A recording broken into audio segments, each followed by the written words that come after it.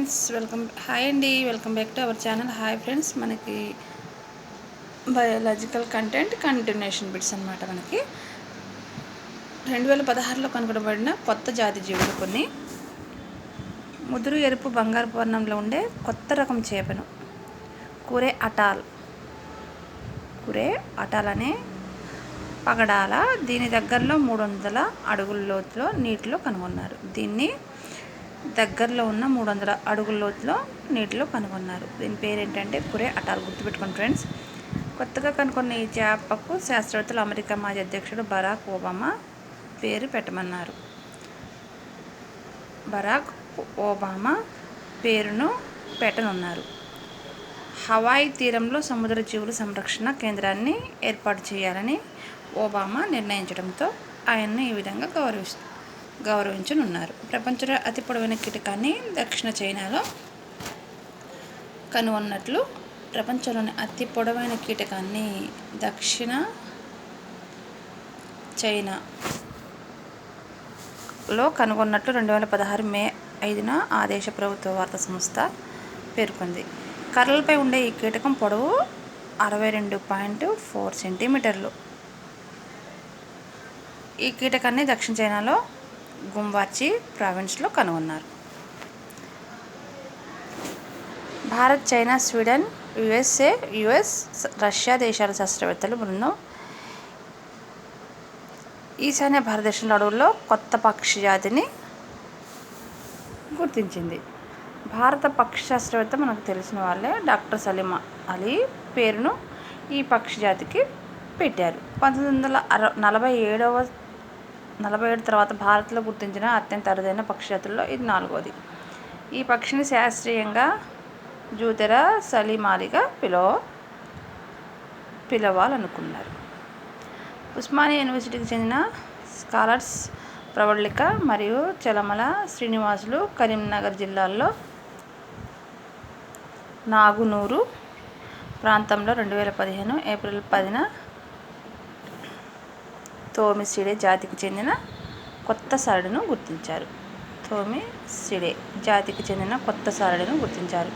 ఈ సారెడుకు తెలంగాణ రాష్ట్రం పేరుతో తెలంగాణ క్రాబ్ స్పైడర్ అని పేరు పెట్టారు. గుర్తుపెట్టుకోండి ఫ్రెండ్స్, ఇది ఇంపార్టెంట్ మనకి. కేరళ రాష్ట్రంలో కక్యాంలోని మలబార్ వైల్డ్ లైఫ్ శాంక్చురీలో కొత్త జాతి చెదపురుగును గుర్తించారు. అలాగే మనకి కొన్ని కంటిన్యూషన్ అండి, ప్రాక్టీస్ బిట్స్.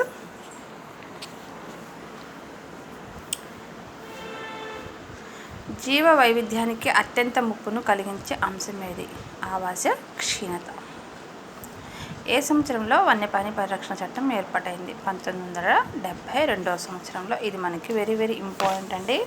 మనకి చాలాసార్లు డిఎస్సిలో మనకి అడిగారనమాట. వన్యప్రాణి సంరక్షణ చట్టం ఏర్పాటైంది ఏ సంవత్సరంలోని? ఇంపార్టెంట్. 1972.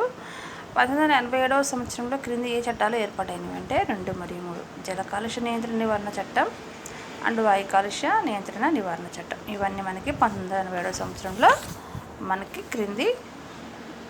మనకి ఈ చట్టాలు ఏర్పడినవి.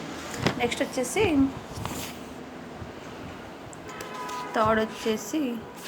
ఫోర్త్ బిట్ వచ్చేసి 1980లో ఈ క్రింది ఏ చట్టం ఏర్పాటైంది? 1980వ సంవత్సరంలో క్రింది ఏ చట్టం ఏర్పాటైంది? అటవీ ప్రాంత పరిరక్షణ చట్టం.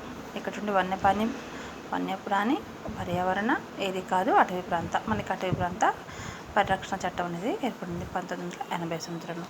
ఇండియాలో ఎన్ని బయోస్పియర్ రిజర్వాయర్లు కలవు? 18 బయోస్పియర్లు కలవు. ఇండియాలో ఎన్ని బయోస్పియర్ రిజర్వాయర్లు కలవు? 20, 12, 10, 18 అండి. గుర్తుపెట్టుకోండి, మనకి ఇది కూడా ఇంపార్టెంట్.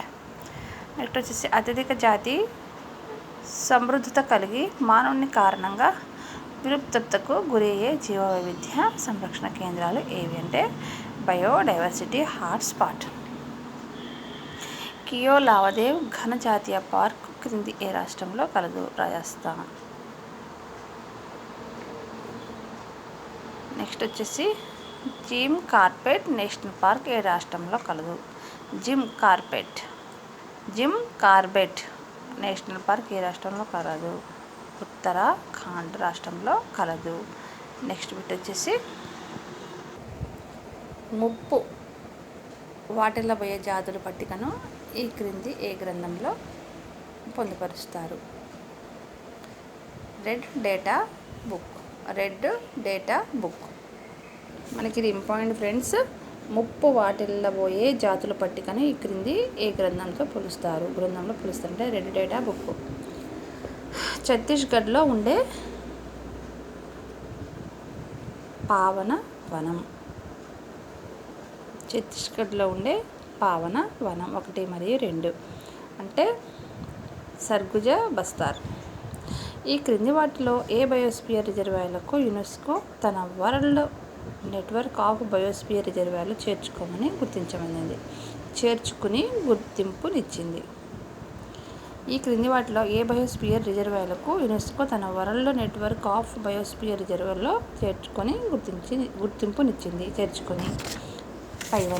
పైవన్యూ అంటే ఫస్ట్ వచ్చేసి నీలగిరి, నందాదేవి, నాక్రేక్, పైవన్నీ. ఈ పైవన్నీ అనమాట మనకి యునెస్కో తన వరల్డ్ నెట్వర్క్ ఆఫ్ బయోస్పియర్ రిజర్వాయర్లు చేర్చుకొని గుర్తింపునిచ్చింది. నెక్స్ట్ వచ్చేసి ఏ సంవత్సరంలో సిక్కింలో గల కాంచనగంగా బయోస్పియర్ రిజర్వాయర్ ఏర్పాటైంది?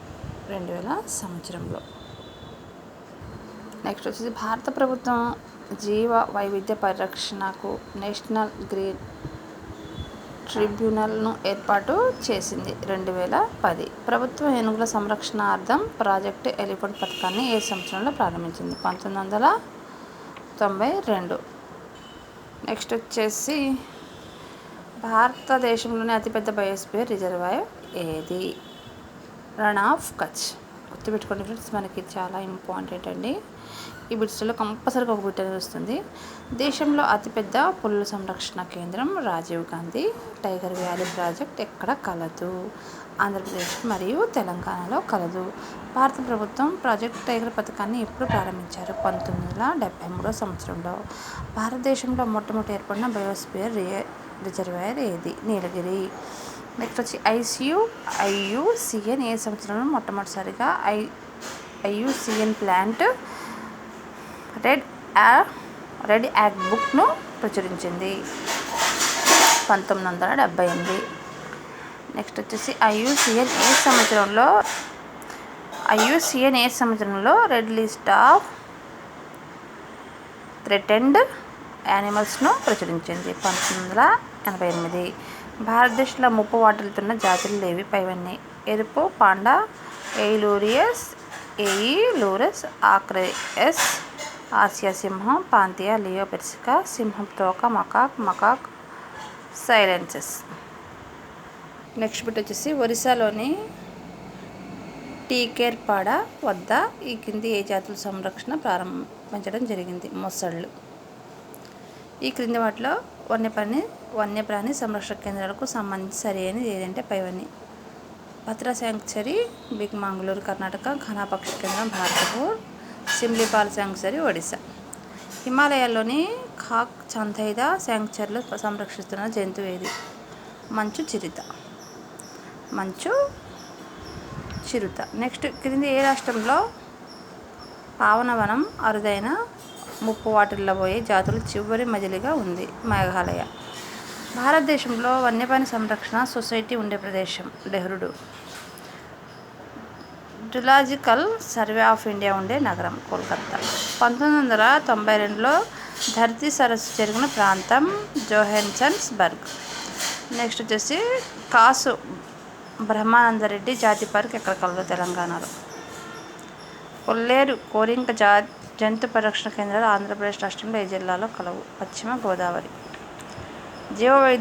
జీవ వైవిధ్యం అనే పదాన్ని మొట్టమొదటిసారిగా 1986లో ఎవరు ప్రతిపాదించారు? Walter Rosen. నెక్స్ట్ వచ్చేసి జీవ వైవిధ్య నిర్వహణ సంరక్షణకే ధ్యేయంగా ఏ నగరాల్లో ధరిత్రి సదస్సులు జరిగాయి? పైవన్నీ అంటే Stockholm, Rio de Janeiro, Tokyo. 1992లో రియో డి జనైరోలో జరిగిన ధరిత్రి సదస్సులో ఒడంబడికలు ఏమిటి? పైవన్నీ. జీవ వైవిధ్యాన్ని సంరక్షించడం, జీవ వనరులను జాగ్రత్తగా వినియోగించడం, లాభాలను సమానంగా పంచుకోవడం. నెక్స్ట్ వచ్చేసి ప్రపంచంలో వృక్షసంపద క్షీరదాలను ఎక్కువ కలిగి ఉండే భారత స్థానం 10. ఎక్కువగా ప్రపంచంలో వృక్ష సంపద క్షీరదాలను ఎక్కువ కలిగి ఉండే దేశాల్లో భారత స్థానం ఎంత అంటే 10వ స్థానం. ఈ క్రింది ఏ సంవత్సరంలో ప్రపంచ బ్యాంకు ప్రపంచంలోని జీవ వైవిధ్యం రిపోర్ట్ ఇచ్చింది? 1994. జీవ వైవిధ్య సదస్సు 2012లో ఏ జంతువుల జలచరాలను గుర్తులుగా తీసుకుంటారు? Royal Bengal tiger, dolphin. Centre of scientific మరియు ఎన్విరాన్మెంట్ రీసెర్చ్ ఎక్కువ కలదు న్యూఢిల్లీ. ఎక్కువ కలదు న్యూఢిల్లీ. దేశంలో అతిపెద్ద పుల్ల సంరక్షణ కేంద్రం Rajiv Gandhi tiger valley project ఎక్కడ కలదు? ఆంధ్రప్రదేశ్ మరియు తెలంగాణ. జీవ వైవిధ్య నిర్వహణ సంరక్షణకి ధ్యేయంగా ఏ నగరం ధరిత్రి సదస్సులు పైవన్యూ అంటే రియో జెనైరో, స్టాక్హోమ్, టోక్యో. బ్రెజిల్ రాజధాని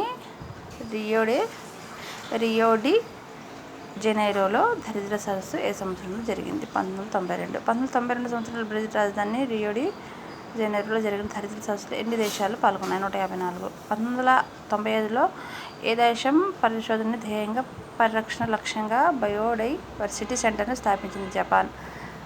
విజ్ఞాన శాస్త్ర చరిత్రలో భాగంగా టెక్సాస్ విశ్వవిద్యాలయం ఆస్టిన్ జీవ వైవిధ్యం సంరక్షణ కోసం నిర్వహించబడిన సదస్సు యొక్క తీర్మానాలను ఏ విజ్ఞాన పత్రికలో ప్రచురించింది? Indian academy of sciences. Indian academy of sciences అనే విజ్ఞాన పత్రిక ఎక్కడ ప్రచురించబడింది? బెంగళూరు. భూమిపై ఉండే విభిన్న జాతుల జీవులు, వాటి జన్యువులు, వాటి ఆవాసాల్లో ఉండే వైవిధ్యాన్ని ఏమంటారు? జీవ వైవిధ్యం. నెక్స్ట్ వచ్చేసి ఏ శతాబ్ద కాలాన్ని జీవ వైవిధ్య శతాబ్దంగా గుర్తిస్తారు? 2011, 2020. ఇది ఇంపార్టెంట్ ఉంది మనకి. 2011, 2020. ఏ శతాబ్ద కాలాన్ని జీవ వైవిధ్య శతాబ్దంగా గుర్తిస్తారు? 2011, 2020 వరకు మనకు జీవ వైవిధ్య కాలంగా శతాబ్దంగా గుర్తిస్తారు. ఏ సంవత్సరాన్ని జీవ వైవిధ్య సంవత్సరంగా గుర్తిస్తారు? 2010. డిఫరెంట్ చూసుకోండి ఫ్రెండ్స్. ఇక్కడ ఇది వెరీ ఇంపార్టెంట్. 2 బిట్లో ఒకటి కంపల్సరీగా వస్తుంది. నెక్స్ట్ వచ్చేసి world wild life found for nature and natural resources ఎక్కడ కలదంటే స్విట్జర్లాండ్లో కలదు. World wild life fond of nature and natural resource యొక్క గుర్తు అంటే సింబల్ ఏమిటి మనకి? పాండా. అంతరించిపోతున్న మొక్కలకు కాపాడే లక్ష్యాన్ని ఎప్పటికీ పూర్తి చేయాలని ఐక్యరాజ్యసమితి ఆధ్వర్యంలో అమెరికాలోని జరిగిన సదస్సులో తీర్మానించారు. 2020. 2010 ఆగస్టు 3న ఏ జీవిని భారతదేశ జాతీయ జలచర జీవిగా ప్రకటించారు? డాల్ఫిన్. జీవ వైవిధ్య సదస్సు ఏ నగరంలో కలదు? హైదరాబాద్. జీవ వైవిధ్య సదస్సు 2012 లోగోను ఎవరు రూపొందించారు? నేషనల్ ఇన్స్టిట్యూట్ ఆఫ్ డిజైనర్, అహ్మదాబాద్లో. జీవ వైవిధ్య సదస్సులో లోగోల మధ్య భాగంలో ఏమి కనిపిస్తాయి అంటే పైవన్నీ. పక్షులు, ఆకులు, స్త్రీ. భారతదేశంలోని హాట్స్పాట్ 1 మరియు 2 తూర్పు హిమాలయాలు, పడమటి కనుమలు. హాట్స్పాట్ ఏవి? ప్రమాద స్థితిలో ఉండి అంతరించిపోయే మొక్కలు, జంతువుల జాతీయను ఏ పుస్తకంలో ప్రచురిస్తుంది? Yellow data book. 1987, 1988, 1990 సంవత్సరాల్లో వరుసగా 3 సంపుటాలను భారతదేశ మొక్కపై రెడ్ డేటా బుక్ను ఏ సంస్థ ప్రచురించింది? Botanical survey of India. 1987. 1987వ సంవత్సరంలో ఏర్పడిన చట్టాలు ఏవి? 2 మరియు 3 అంటే జల కాలుష్య నియంత్రణ నివారణ సంరక్షణ చట్టం, వాయు కాలుష్య నియంత్రణ నివారణ సంరక్షణ చట్టం. 1940వ సంవత్సరంలో క్రింది ఏ చట్టం ఏర్పడినట్టు? ప్రాథమిక చట్టం. విత్తనం లేదా పిండ నిల్వల పద్ధతిని ఏమని పిలుస్తారు? విత్తనం లేదా పిండ నిల్వల పద్ధతులను ఏమని పిలుస్తారు అంటే జన్యు బ్యాంకులు. ఇది కూడా ఇంపార్టెంట్ మనకి. దేశంలో అతిపెద్ద జన్యు బ్యాంక్ ఎక్కడ ఉంది? లడఖ్లో ఉంది. నెక్స్ట్ వచ్చేసి అతి ఎక్కువ జీవ వైవిధ్యం గల దేశం ఏదంటే Brazil. World network of biosphere resource 2014 ప్రకారం 117 దేశాల్లో ఎన్ని బయోస్పియర్ రిజర్వాయర్లు కలవు? 621. Indian institute of forest management ఎక్కడ కలదంటే భోపాల్. 2011వ సంవత్సరంలో ఏర్పడిన పన్నా బయోస్పియర్ రిజర్వాయర్ ఏ రాష్ట్రంలో ఉంది? మధ్యప్రదేశ్. 1989వ సంవత్సరంలో అస్సాంలోనే ఏర్పడిన బయోస్పియర్ రిజర్వాయర్ ఏదంటే మానస్. చూసారు కదా ఫ్రెండ్స్, మనకి నెక్స్ట్ కంటిన్యూషన్ బిట్స్ నెక్స్ట్ వీడియోలో అండి. ఓకే ఫ్రెండ్స్, ఇలాంటి బిట్స్ కోసం please like, share and subscribe.